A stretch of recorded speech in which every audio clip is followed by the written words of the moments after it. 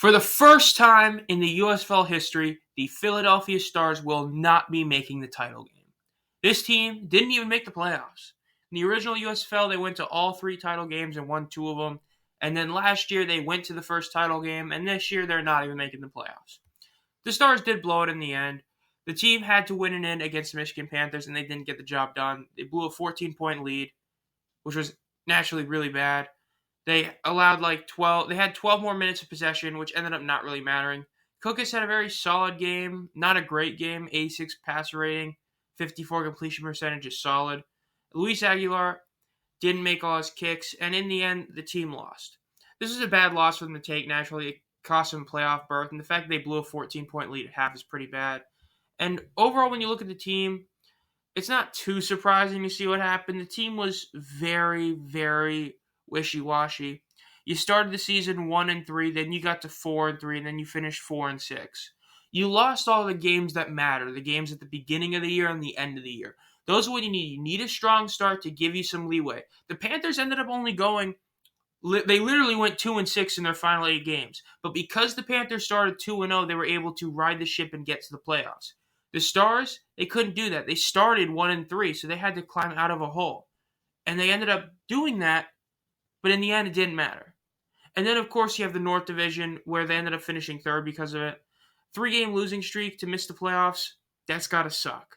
And the worst part is because your team was, for the most part, pretty solid. Luis Aguilar was the best kicker in the league, a lot of people would say.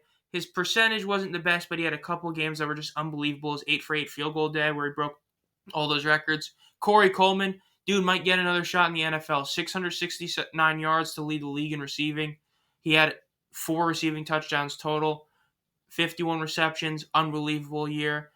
But the issue comes in the running game. At the end of the season, they've been getting better, but at the end, they still finished last. Their lack of rushing attack was what really killed them. Matt Colburn, when he was healthy, was not as good as he was last year. And speaking of injuries, Channing Stribling was out for half the year due to his injury, so you lost 2 of your most important players. And the Stribling injury really hurt because guess what? Your team was last in points allowed. You were the worst team defensively.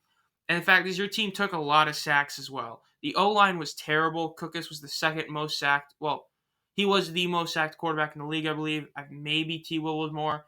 But his team took the second most at 29 for 172 yards. And his passer rating ended up only being an 85.5, which is okay. But a lot of it is due to how bad as I said, the O-line was. So, overall, the Stars have missed the playoffs. This really isn't a surprise to me.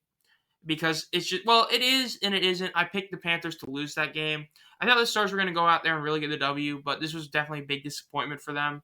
I think there's a lot of questions that need to be asked and answered over the offseason, especially considering the fact that the Stars drafted so many O-linemen in their draft and weren't really able to sign any of them, whereas a lot of other teams got that talent from that draft during the year. The Stars kind of didn't get enough of it, but we'll see.